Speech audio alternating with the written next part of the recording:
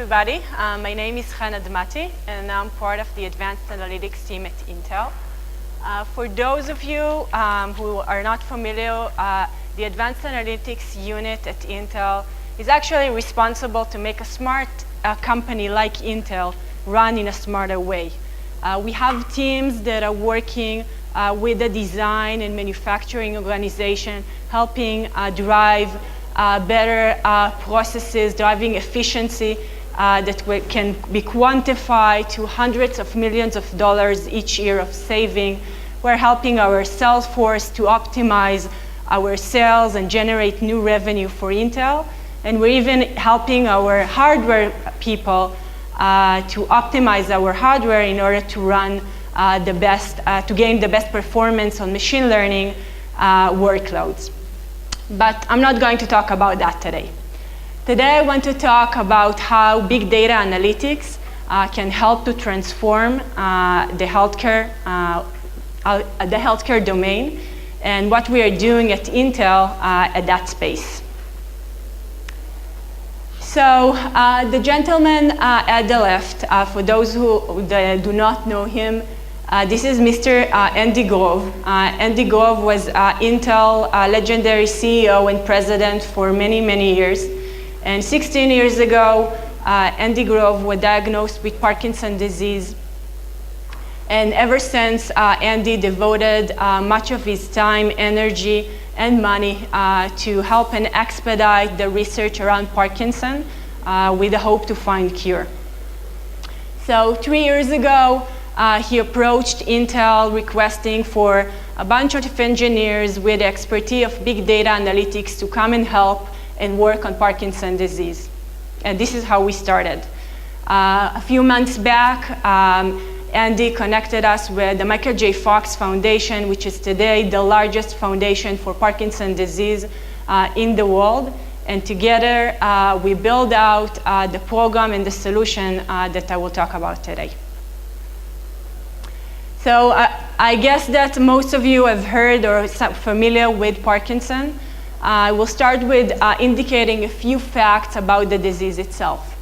So the average age of diagnosis of Parkinson is between 50 to 60. The life expectancy with the disease varies between 10 to 15 years. In the US, 1 out of 300 people are diagnosed each year with Parkinson, and worldwide there are about 6 million people that are suffering from the disease. There is no cure for Parkinson. Today, the medications and the drugs that are available mostly help the patients to improve their symptoms and to have a better quality of life. And last but not least, there is no test that can measure accurately the progression of the disease. Most of the evaluation on whether if the disease is progressing or not is based on subjective evaluation of the clinician and based on self-reported data by the patients. One word about the disease itself. So Parkinson is caused by as a result of dopamine cells in the brain that are dead. By the time that the actual Parkinson's symptoms are starting to appear, most of the dopamine cells in the brain are already dead. And this is when the person is starting to experience the various symptoms. The tremor is the most popular one and usually the first symptoms that occurs.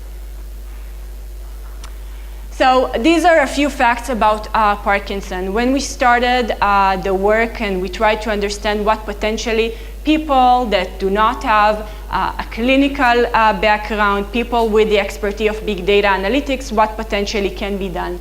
And then we learned a little bit on the challenges that research and treatment in Parkinson is suffering. The first one, as I indicate, there is no objective measurements. All in all, Parkinson is relatively disease that progresses slowly.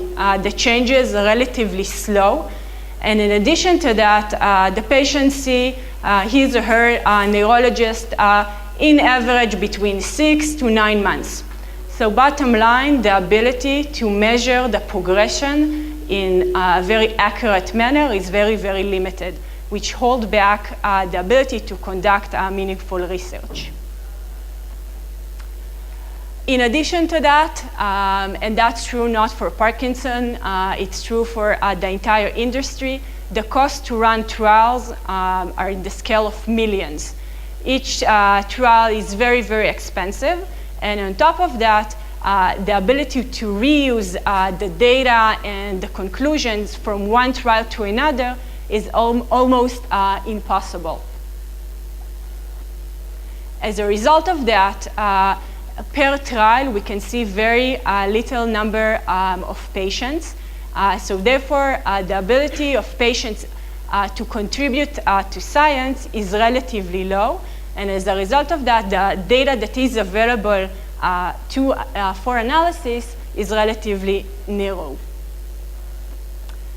So with those challenges in mind, we decided to develop a platform that enables us to instrument patients and to monitor them 24/7. And by using a smartwatch instrumented with different sensors to monitor the patients, collect their data using a smartphone application, send the data to the cloud, and in the cloud apply machine learning algorithms in order to extract objective measurements and insights. Those insights are shared back with the patient with the goal to enable the patients to better manage their disease using the data that was collected and using the information in order to improve their day-to-day.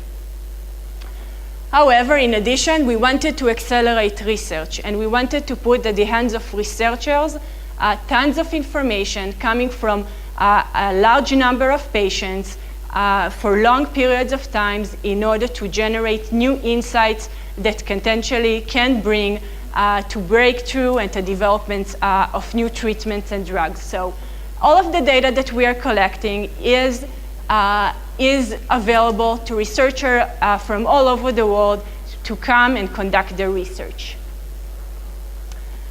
In addition to that, we wanted to enable patients to share their data with their clinicians. As I said, there are large periods of time between visits, and now the patient has the opportunity to share the data with their clinicians and have a more accurate report on what happened between the visits. And last but not least, this is also a very valuable set of information for pharmaceutical companies when developing new drugs and new therapeutics, and I will talk about that later in my presentation. So, as you can see, there are different target population, and we wanted to build a unified solution, a unified platform, but at the same time to give the different needs of each player and to build a holistic solutions that address all of the needs. We have, from one hand, we have the patient, and the patient, most of the burden is on the patient himself. He is the one that needs to wear the watch, to charge the phone. So we wanted to build some services and features that will empower the patient and also provide the patient with some great value.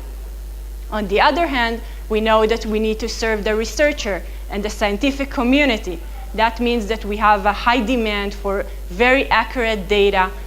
We want the data to be as diverse and meaningful in order to drive the possibility to generate new insights. So in the next few files, I will describe a little bit how we did that, how we addressed the different needs using a unified solution or a unified platform. One of the things that we did, we built a smartphone application together with the Michael J. Fox Foundation in order to incorporate the different services and the different needs in one single solution. Here is an example for one of the models in the application.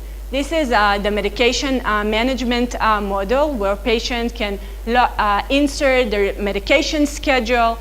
They can get reminders when they need to take which medication. They can report when they're taking the medication. This is, by the way, a model that patients really, really like because it's helped them to manage their day-to-day in a much more effective way. On the other hand, we wanted the ability to communicate with the patients. We wanted to collect more data than just the data that is available on the watch. And here you can see an example on, for example, a model that enabled the patients to rank the severity of the symptoms from time to time. In addition to that, we can ask the patient a series of questions. And from scientific perspective, that's opened the door to correlate the data that is reported day to day by the patients with the data that we are collecting using the watch. Last but not least, these are the examples of objective measurements that we are developing using analytics and machine learning algorithms. Those measurements are shared back with the patient, so the patient is gaining insights on what, for example, his activity level, or, for example, the ability to detect tremor, which is a Parkinsonian symptoms. And in addition to that, this is something that, of course, is shared back with the scientific community that can be valuable for research as well. So this is, in a nutshell, a little bit on what we did with Parkinson and the solution that we have built for Parkinson research. These days, we are working with pharmaceutical companies and leveraging similar capabilities and similar services in order to help them to run the clinical trials when developing a new drug. Using these kind of capabilities, they have an opportunity to run better, faster, and cheaper their clinical trials. And I will share a little bit on how we are doing that. So one of the challenges today that pharmaceutical companies are experiencing is the fact that from the moment that a drug is ready to be tested till the drug is ready to go to market, there is a lead time that can take several years. And the reason for that is the need to go through a series of trials in order to make sure that the drug is safe and it does what it's supposed to do, etc. So if we have the ability to monitor the patients in their home environment to get data that is much more accurate and produce those objective measurements that I was talking about earlier, then we have the potential to reduce the number of trials that are required per new drug, and as a result of that, bring the drug to the market much faster. In addition to that, as I said, we don't have today objective measurements. In many diseases, the golden standard is a self-reporting data that the patient is being requested to report once a while. And this is how the pharmaceutical companies knows if the drug is working or not. Using wearables and sensors and being able to collect much more accurate data and using machine learning, we can extract those objective measurements. We can potentially drive to much more accuracy, and as a result of that, increase the likelihood for trials to succeed. Cost, of course, huge cost. Clinical trials each year is estimated in $250 billion spent by pharmaceutical companies worldwide in developing new drugs. A significant portion of that cost are the trials themselves and visits that requires the patient to come to clinic every few weeks to be tested, staff of clinicians and nurses that needs to support all of the trials from the different angles. Being able to see the patients in their home environment, doing some of those tests in their home environment without the need to bring the patients to clinic using a commercial set of products can potentially reduce significantly the cost of clinical trials. And last but not least, today when a patient is being recruited to a clinical trial, he or she is expected to meet a certain criteria and to follow a protocol that they need to follow for the entire periods of the trial. Pharmaceutical companies during the trial that can last even a few years do not have a clue what's going on when the patient is at their home environment. Now, using the platform and the services that we are offering, the pharma company can see the patients in their home environment, give them a call, look if there is a potential of dropout during the trial, and being able to interact with the patients on a day-to-day basis. So to summarize what we are currently doing with the pharma company, so leveraging wearables, big data analytics opened the door for potential huge improvements in the way that clinical trials are running, and hopefully can bring some new drugs to market much faster.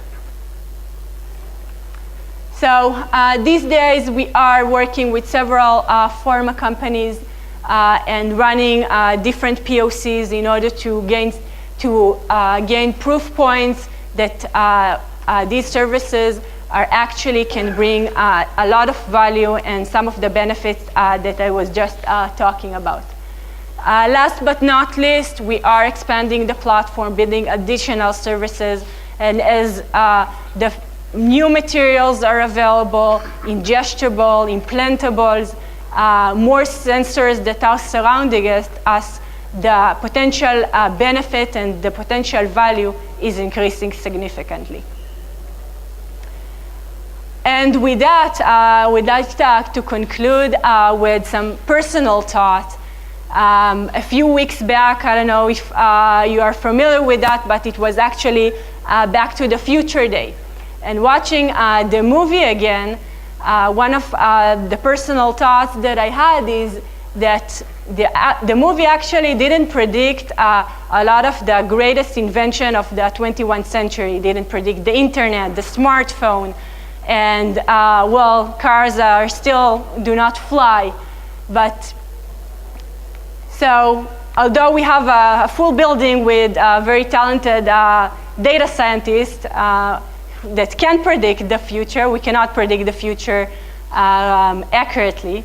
But so I don't know if what I've just described is exactly how the future would look like.